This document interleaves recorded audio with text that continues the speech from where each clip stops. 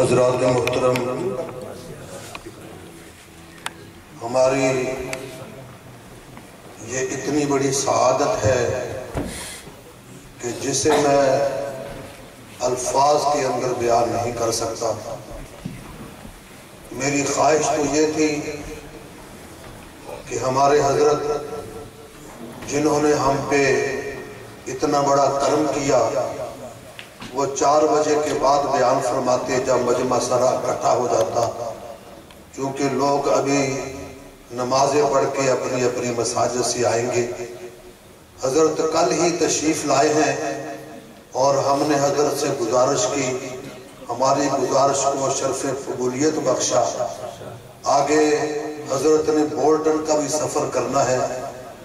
میں اسی طرح ہمارے بڑے حضرت مولانا سید اسد مدنی رحمت اللہ علیہ، ان کو بھی دیکھا کہ بعض دفعہ ہم ساتھ ہوتے تھے، ہم تھک جاتے لیکن حضرت نہیں تھکتے تھے، اور یہی معاملہ حضرت مولانا سید ارشد مدنی دامت برکاتہم العالیہ ان کا ہے۔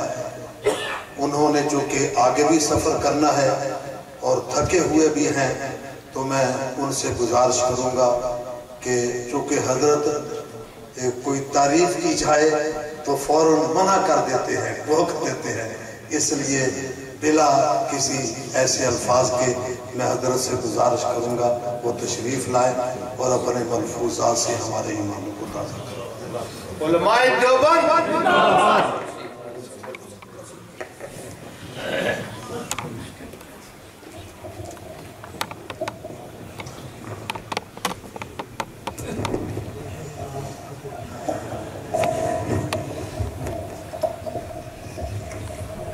بسم اللہ الرحمن الرحیم۔ الحمد للہ نحمده ونستعینه ونستغفره ونؤمن به ونتوکل علیہ ونعوذ باللہ من شرور انفسنا ومن سیئات اعمالنا، من یهده اللہ فلا مضل له ومن یضلل فلا هادی له، ونشهد ان لا اله الا اللہ وحده لا شریک له، ونشهد أن سيدنا ومولانا محمدا عبده ورسوله۔ أما بعد، صدر محترم، علماء کرام اور معزز حاضرین جلسہ، جس مبارک عنوان اور جس موضوع کے ماتحت اس جلسے کو بلایا گیا ہے، میں اس موضوع کے انتخاب اور اس اجلاس کی غرض و غایت پر آپ حضرات کو مبارکباد دیتا ہوں۔ نبی کریم علیہ السلام نبوت کی زندگی آپ کی، جس کی ابتدا 40 سال کے مدت پہنچنے کے بعد ہوئی اور 63 سال پر آپ سے پردہ تشریف لے گئے، یہ کل 23 سالہ دور نبوت ہے۔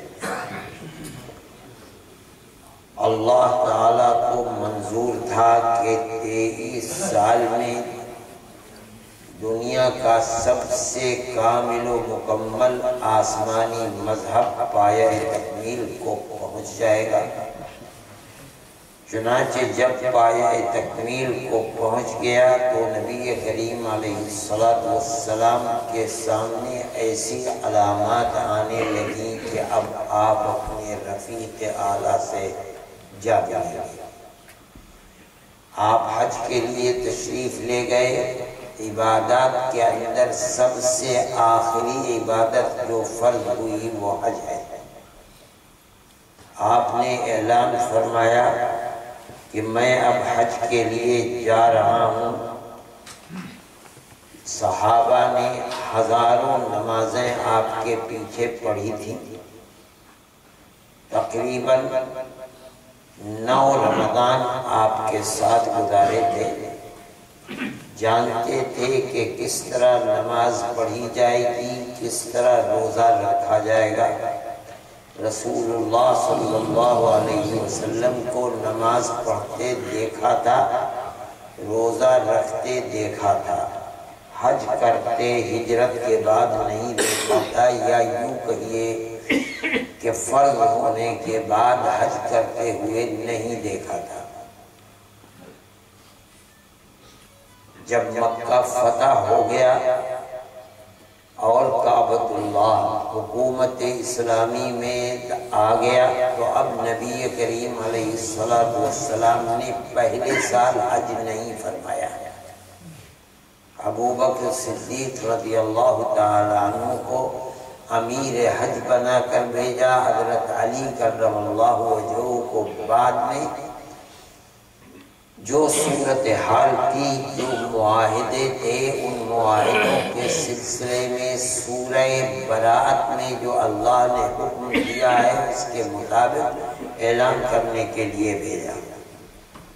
اور سن 10 کے اندر فتح مکہ کے 2 سال کے بعد اللہ کے نبی نے ارادہ فرمایا، تو چونکہ آپ یہ جان رہے تھے کہ یہ پہلا اور آخری حج ہے فرض ہونے کے بعد میرا، اس لیے صحابہ کی ایک بڑی تعداد ہونی چاہیے جو حج کے ارکان کو دیکھ لیں، کہاں کیا عمل حج کا کیا جا رہا ہے سمجھ۔ نبی کریم علیہ السلام مدینہ منورہ سے صحابہ کی بڑی تعداد کے ساتھ نکلے۔ صحابہ دیوانوں کی طرح دائیں بائیں آگے پیچھے، اور شور مچ رہا ہے لبیک اللہم لبیک۔ یہ قافلہ ہے اور ایسا مبارک قافلہ ہے کہ جو لوگ اس قافلے کے اندر شریک ہیں، ہمارا ایمان اور عقیدہ ہے کہ اب رہتی دنیا تک اتنے پاک باز لوگ پیدا نہیں ہوں۔ پھر اس قافلے کی بلندی کا یہ حال ہے کہ خود قافلہ سالار نبیوں اور رسولوں کا سردار حضرت محمد صلی اللہ علیہ وسلم ان کے ساتھ ساتھ ہے۔ جو لوگ مدینہ منورہ نہیں آ سکے وہ راستوں میں انتظار کے لیے کھڑے ہیں کہ قافلہ گزرے گا اور یہ آپ کی ہم رکابی کا شرف حاصل کریں گے۔ احادیث میں آتا ہے کہ 4 تاریخ کو ذی الحج کی یہ قافلہ اپنے سپہ سالار حضرت محمد صلی اللہ علیہ وسلم جو میر کارواں بھی ہیں ان کے ساتھ پہنچے۔ اب اللہ کا نبی صحابہ سے چل رہا ہے، حج کے ارکان کو ادا کر رہا ہے اور بار بار کہتا ہے خذوا عنی مناسککم، خذوا عنی مناسککم لعلی لا احج بعد حجتی هذه۔ اے صحابہ میرے مجھ سے حج کے ارکان کو سیکھتے چلو، لیتے چلو، میں کس جگہ کیا کر رہا ہوں، کس وقت کر رہا ہوں۔ وہ فرماتے ہیں ہو سکتا ہے کہ پھر اب اس حج کے بعد میں پھر کبھی حج نہ کر سکتا۔ صحابہ کرام رضوان اللہ علیہم اجمعین دیوانوں کی طرح آپ سے حج کے طریقے کو سیکھ رہے ہیں اور سیکھتے چلتے ہیں۔ آپ اگر حدیث کی کتابوں کو پڑھیں گے تو پتہ چلے گا کہ صحابہ نے کس غور کے ساتھ اللہ کے نبی کی اس ہدایت کے بعد آپ کے افعال حج کو دیکھا ہے اور محفوظ کیا ہے۔ صحابی کہتا ہے کوئی آپ کے تمام ارکان کا انا اعلمکم بصلاۃ رسول اللہ صلی اللہ علیہ وسلم، میں اللہ کے نبی کی نماز کیسی تھی اوروں کے مقابلے میں زیادہ جاننے والا ہوں۔ صحابہ اور تابعین اکٹھے ہو جاتے تھے، بتاؤ کیسے، وہ سناتے تھے اور اس کی تصدیق کرتے تھے۔ کوئی کہتا ہے انا اعلمکم بحج رسول اللہ صلی اللہ علیہ وسلم، اور پورے ایک ایک دو ڈیڑھ صفحے کی روایت کو بیان کرتے چلے جاتے ہیں۔ نبی کریم علیہ السلام نے مینا کے اندر ایک تقریر فرمائی، صحابہ تو دیوانوں کی طرح جمع تھے، اور وہ تقریر کیا ہے، اگر احادیث کو دیکھا جائے تو ایسا لگتا ہے کہ نبی کریم علیہ السلام نے جو سمجھ رہے ہیں کہ بس اب میں دنیا سے جانے والا ہوں، اس لیے کہ قرآن کی آیت نازل ہو چکی کہ آج ہم نے تمہارے دین کو مکمل کر دیا۔ آپ نے ایسا لگتا ہے کہ اس تقریر کے اندر 23 سالہ دور نبوت میں جو اہم تعلیمات تھی، جو سبق صحابہ کو دیے تھے، آپ نے مختصر انداز میں ان کو دہرا دیا۔ یاد کر لو، اب میں جا رہا ہوں اور اس کے 2.5-3 مہینے کے بعد آپ اس دنیا سے تشریف لے گئے۔ آپ نے وہاں اس تقریر کے بعد صحابہ سے فرمایا الا حل بلغت، مجھے بتاؤ کہ کیا میں نے جو اللہ کی امانت میرے پاس تھی، دین محمدی، کیا میں نے وہ دین تم تک پہنچا دیا یا نہیں پہنچایا؟ صحابہ نے بیک زبان عرض کیا یا رسول اللہ بلا، آپ نے دین پورا پہنچا دیا۔ اللہ کے نبی نے انگلی اس طرح اٹھائی اور 3 مرتبہ فرمایا اللہم اشہد اللہم اشہد اللہم اشہد، اے اللہ ان کے گواہ بن جائیے، اے اللہ ان کے گواہ بن جائیے، اے اللہ ان کے گواہ بن جائیے۔ مطلب یہ ہے کہ جو امانت آپ نے میرے سپرد کی تھی، جن کو پہنچانی تھی، میں نے ان کو پہنچا دیا، ان کے علاوہ کوئی اور امین ہے نہیں۔ اس کا مطلب یہ ہوا کہ نبی کریم علیہ السلام مطمئن ہیں کہ میں نے اللہ کی امانت جو حقدار تھے ان کو پہنچا دیا، اور جو لوگ حقدار تھے ان سے آپ نے تصدیق کرا دی، اور تصدیق کرانے کے بعد اللہ کو گواہ بنانا، اے اللہ آپ گواہ بن جائیے۔ کل قیامت کے دن میرا دامن بالکل پاک و صاف ہے، اور جو آپ نے مجھے دیا تھا، جن لوگوں تک پہنچانے کے لیے دیا تھا، میں نے رات اور دن جو محنت کر سکتا تھا وہ کر کے ایک جماعت ایسی پیدا کر دی کہ جو اس امانت کے اٹھانے اور تحمل کی اہل بن گئی ہے، اور وہ جماعت آپ کے سامنے ہے، وہ زبان سے اقرار کر رہی ہے کہ آپ نے ہمیں امانت پہنچا دیا۔ اے اللہ آپ گواہ بن جائیے۔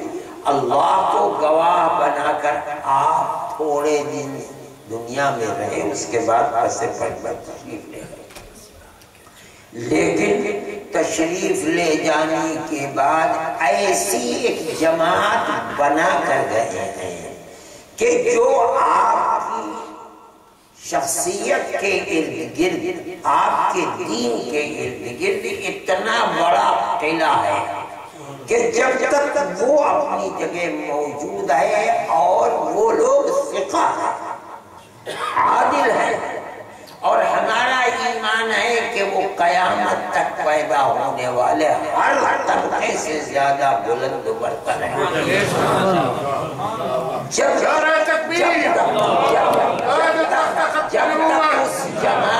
جب تک اس جماعت نے چاروں طرف سے آپ کی ذات کو اور آپ کے دین کو گھیرے میں لے رکھا ہے، دین کا کچھ بگڑتا ہے۔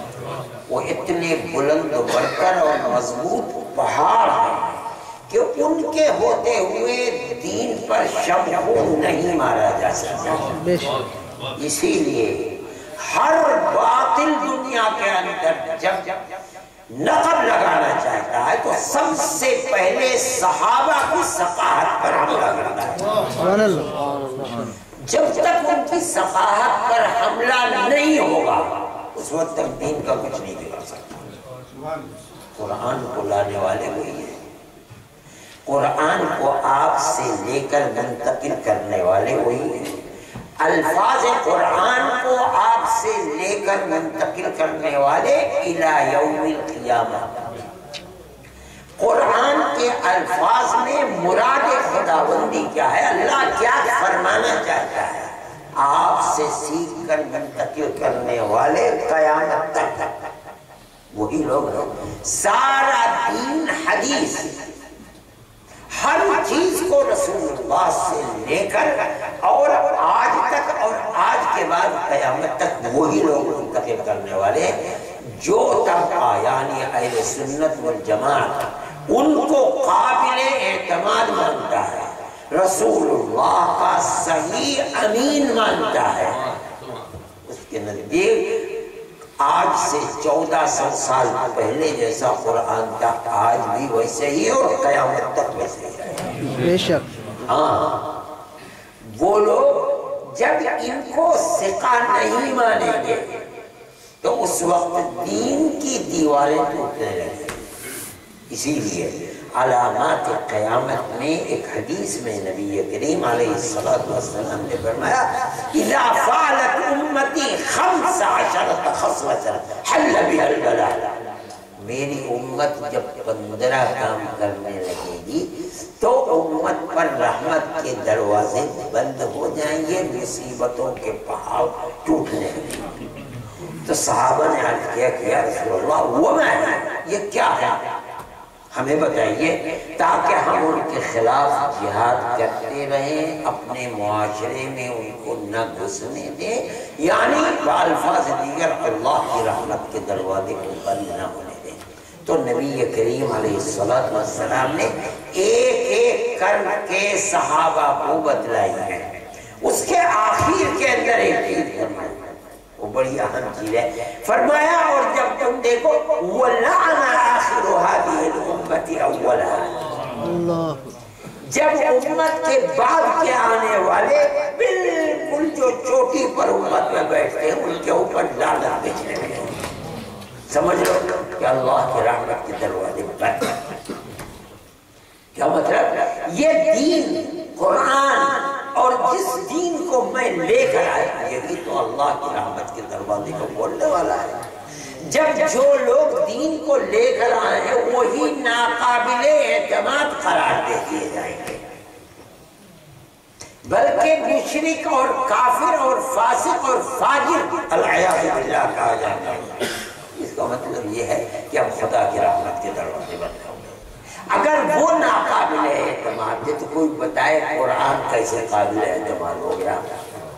اگر وہی ناقابل اعتماد تھے تو بخاری، مسلم، ابو داؤد، ترمذی، نسائی، ابن ماجہ، موطا ان کی کیا حقیقت ہے؟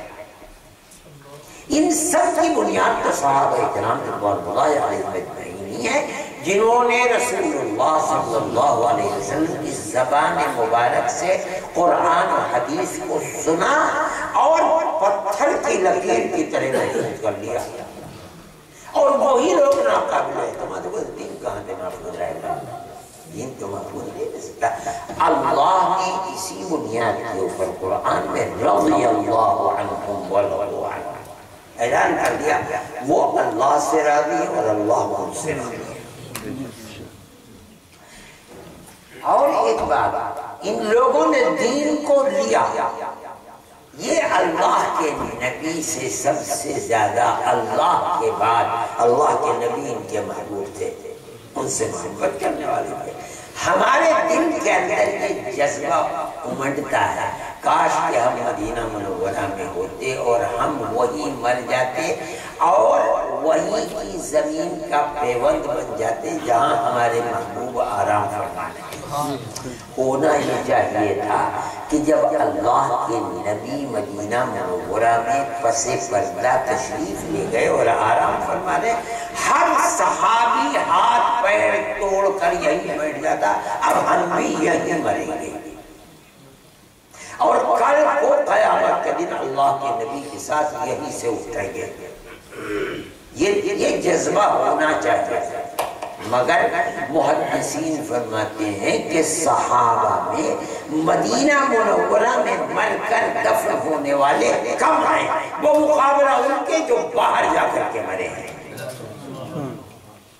کیا مطلب ہے؟ مطلب ہے کہ ہر صحابی اس امانت کو جو اللہ نے نبی کو دی تھی اور نبی نے وہ امانت صحابہ کو دے دی اور یہ فرما کر گئے فَلْيُبَلِّغِ الشَّاهِدُ الْغَائِبَ، جو آج براہ راست مجھ سے لے رہا ہے دین کی امانت کو، وہ لے کر بیٹھ نہ جائے بلکہ ان لوگوں تک پہنچائے جو آج نہیں ہے۔ اور فرمایا کہ اگر کوئی شخص اس امانت کو لے کر بیٹھ جائے گا اور بتائے گا نہیں، پہنچائے گا نہیں، خیانت کرے گا، الجم بلجام من النار یوم القیامہ، قیامت کے دن جہنم کی آگ کی لگام میں ڈوبائی جائے گی۔ صحابہ جو تھے اس امانت محمدیہ کو لے کر کے جو جہاں تک جا سکتا تھا چلا گیا، افریقہ کے جنگلوں کے اندر، اور اللہ نے ان کو اللہ کے نبی کے دیدار اور آپ کی صحبت کی بنیاد پر جو ان کو ان کے دلوں میں آگ رکھی تھی اور قبولیت عطا فرمائی تھی، قوموں کے قومیں، ملکوں کے ملک ان کے ہر پر ایمان لائے۔ یہ ان کی عظمت تھی اور یہ عظمت قیامت تک کے لیے امر ہے۔ جو لوگ ان کو برا آج نہیں، اس زمانے میں بھی زمانے نبوت میں بھی ان کو برا کہا جاتا تھا، مخالفین اسلام کے آج ہی نہیں، اس زمانے میں بھی تھے۔ قرآن کہتا ہے وَإِذَا قِيلَ لَهُمْ آمِنُوا كَمَا آمَنَ النَّاسِ، جب ان کفار سے منافقین سے کہا جاتا ہے کہ آمنوا کما آمن الناس، جیسے لوگ ایمان لائے ہیں تم بھی ایمان لے آؤ۔ لوگوں سے کون مراد ہے؟ جو ایمان لائے۔ ایمان لانے والے کون لوگ؟ صحابہ۔ تو کیا مطلب ہے؟ جب ان سے کہا جاتا ہے کہ اصحاب رسول اللہ کی طرح ایمان لاؤ، تو کیا کہتے ہیں کہ انؤمن کما آمن السفہاء، کیا ہم اس طرح ایمان لائیں جیسے یہ پھیکلی عقل کے کم عقل بے وقوف لوگ ایمان لائے ہیں؟ کن کو کہتے تھے بے وقوف؟ اب دیکھیے اللہ کو کتنا برا لگا، کہا تو جا رہا ہے صحابہ کو، لیکن اللہ کو اتنا برا لگا، اتنا برا لگا کہ جواب کیا دیتے ہیں؟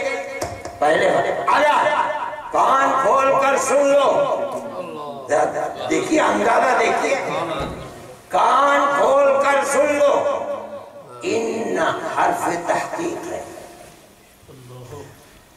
تحقیق یہی ہے جو میں کہہ رہا ہوں، کان کھول کر سن لو۔ امر محقق یہ ہے کہ ہم وہ، پھر ہم کے بعد ایک اور ہم لا رہے ہیں تاکید کے لیے، الا انہم ہم السفہاء، ہونا چاہیے تھا الا انہم السفہاء، نہیں کہہ رہے ہیں، فرما الا انہم ہم السفہاء، وہی۔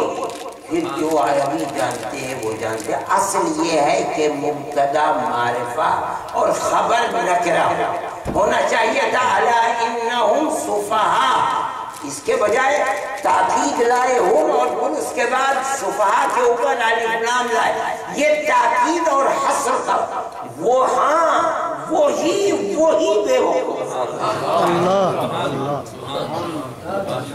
تاکید پر انہوں نے تو ایک دفعہ کہا تھا انؤمن کما آمن السفہاء، اللہ فرماتے ہیں میں جو کہہ رہا ہوں کان کھول کر سنو، میں جو کہہ رہا ہوں وہی امر محقق ہے، وہی امر محقق، کیا وہی بے وقوف ہے۔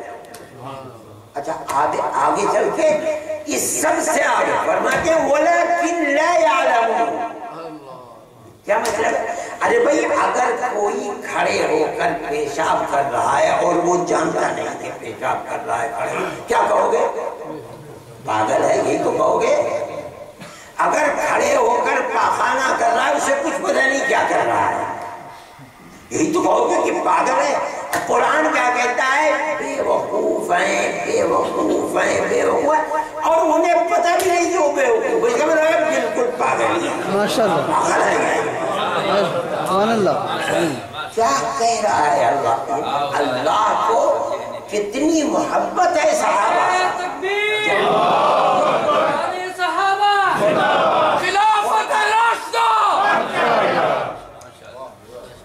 قرآن کی طرز تعبیر کو دیکھیے، اس کو کتنا برا لگا ہے کہ صحابہ کو علم نبوت کے جو سب سے بڑے امین ہیں، اور وہ علم نبوت جس کی حکومت الہ یوم القیامت چلی گئی، اب کوئی دوسرا نبی آنے والا نہیں ہے جو قیامت کے اندر جنت کا ٹکٹ کوئی دے کچھ نہیں۔ اب تو جو آپ نے ٹکٹ دیا ہے وہی الہ یوم القیامت چلے گا، اور اس کے امین صحابہ یہ پاگل ان کو کہتے ہیں صفا۔ قرآن کہتا ہے کہ وہ تو پاگل ہیں، انہیں پتہ ہی نہیں۔ میرے بھائی یہ عظمت ہے صحابہ کی، صحابہ کی یہ عظمت جب تک مومن کے دل کے اندر ہے وہ راہ آپ کے اوپر ہے، وہ معیار ہے۔ بے شک بے شک اہل سنت والجماعت کا عقیدہ، اگرچہ لوگ یہ کہتے ہیں کہ رسول خدا کے سوا کوئی معیار حق نہیں ہے، کہتے ہیں لوگ یہ، مگر قرآن تو یہ کہتا ہے اور حدیث کے وہ معیار حق ہیں۔ بے شک بے شک قرآن کہتا ہے فَإِنْ آمَنُوا بِمِثْلِ مَا آمَنْتُمْ بِهِ فَقَدِ اهْتَدَوْا، اگر لوگوں کا ایمان ان کا ایسا ہے جیسا تمہارا ایمان ہے اے محمد اور اے اصحاب محمد، فَقَدِ اهْتَدَوْا، تو وہ ہدایت پر ہے۔ اللہ اگر ان کا ایمان تمہارا جیسا ایمان نہیں ہے تو وہ ہدایت کے اوپر نہیں ہے۔ اس کا کیا مطلب ہے؟ معیار حق کا تمہارا ایمان ہے۔ قیامت تک اگر کسی کا ایمان تمہارے ایمان کے، اللہ نے سرٹیفکیٹ دے دیا فقط اہتدوا۔ اس لیے اہل سنت والجماعت کا تو مسلک یہی ہے کہ صحابہ معیار حق ہیں۔ کوئی اگر ان کو فاسق و فاجر العیاذ باللہ کہتا ہے، میں کہوں گا قرآن سے وہی فاسق ہے اور وہ پاگل ہے۔ میں نہیں کہہ رہا ہوں، قرآن کا انداز تعبیر یہی ہے۔ کوئی کہتا ہے وہ معیار حق نہیں ہے، میں کہتا ہوں وہی معیار حق ہے۔ اللہ کے نبی نے بھی فرما دیا ما انا علیہ واصحابی، فرمایا 73 فرقے ہوں گے، اور جگہ 72 ہوئے، میرے یہاں 73 فرقے ہوں گے، کلہم فی النار الا واحدہ۔ صحابہ نے عرض کیا من ہم یا رسول اللہ، وہ کون ہے؟ اللہ کے نبی نے نہیں بتلایا۔ کون ہے کا مطلب تو یہ ہوتا کہ بھئی صحابہ ہیں یا تابعین ہیں، تبع تابعین ہیں، کون ہیں؟ عرب کے لوگ ہیں، عجم کے لوگ ہیں کہ نہیں فرماتے۔ جواب جو ہونا چاہیے تھا من ہم کا، وہ جواب رسول اللہ نے نہیں دیا۔ تو پھر کیا فرمایا؟ کون ہے کون نہیں ہے اس کی کوئی بحث نہیں، عرب اور عجم کی بات یہ ہے، وہ طریقے کو جو اپنائے گا وہی جنتی ہوگا، جو نہیں اپنائے گا وہ جہنمی ہے۔ وہ طریقہ کیا ہے؟ ما انا علیہ واصحابی، جس پر میں ہوں اور میرے صحابہ۔ یہ کوئی بحث ہی نہیں کہ آج یا کل یا عرب یا عجم، اس سے کوئی بحث نہیں۔ بحث یہ ہے کہ جنت تک پہنچانے والی چیز جہنم سے بچانے والا راستہ ہے کیا؟ وہ ایک ہی راستہ ہے، چاہے کوئی اپنا لے، آج اپنا لے، کل کو اپنا لے، 1400 سال کے بعد اپنائے، 2000 سال کے بعد آئے، عرب اپنائے یا عجم اپنائے، وہ ایک ہی راستہ ہے۔ اور وہ کیا ہے؟ رسول اللہ اور اصحاب رسول اللہ کا۔ رسول اللہ کیسے کہتا میرا راستہ نہیں فرمایا۔ جو لوگ سب سے پہلے امین ہیں اور جو اپنی موت سے پہلے اتنی مضبوط بنیاد بنا دیں گے اسلام کی کہ قیامت تک ہر باطل اکھاڑنا چاہے گا، باطل مٹ جائے گا، مگر وہ تو بھی بنیاد اکھڑے گی۔ وہ کون لوگ ہیں؟ وہ صحابہ۔ اس لیے فرمایا یہ کہ صحابہ جس راستے کو اختیار کریں گے وہ میرا ہی ہوگا، مجھ سے ہٹ کر نہیں۔ یہ اتنی بڑی شہادت ہے کہ اس سے بڑی شہادت میرے بھائی، یہ صحابہ کی عظمت ہے، اور اتنی عظمت ہے کہ اس کو بے شمار کتابیں اور قرآن کی آیت پورا قرآن صحابہ کی صداقت، ان کی امانت پر بول رہا ہے۔ اگر ان کی امانت اور صداقت نہیں ہوگی تو قرآن کو اللہ کی کتاب کہنا اور جیسا نازل ہوا تھا ویسے ہی ماننا مشکل ہو جائے گا۔ اس لیے اہل سنت والجماعت کا تو عقیدہ ہے، ایمان ہے۔ ہمیں اس اپنے ایمان اور عقیدے کو اتنا عام کرنا چاہیے کہ موجودہ نسلیں نہیں جانتی کہ کیا اہمیت ہے، ان کو بتانا چاہیے کہ اس عقیدے کی اہمیت کیا ہے۔ بغیر اس عقیدے کے دین و ایمان اور قرآن محفوظ نہیں رہ سکتا۔ میں پھر مبارکباد دیتا ہوں اور دعا کرتا ہوں کہ اللہ تعالیٰ اس اجتماع کو مقبول فرمائے اور اس عقیدے کو جو سلف صالح کا عقیدہ ہے، الصحابۃ کلھم، اللہ اس عقیدے کو مضبوط سے مضبوط کر فرمائے اور ہمیں اور ہماری آنے والی نسلوں کو اس کی حفاظت اور اس عقیدے پر قائم رہنے اور مضبوطی کے ساتھ پکڑنے کی توفیق عطا فرمائے۔ صلی اللہ تعالی علی خیر خلقہ سیدنا محمد وعلی آلہ وصحبہ۔ ماشاءاللہ۔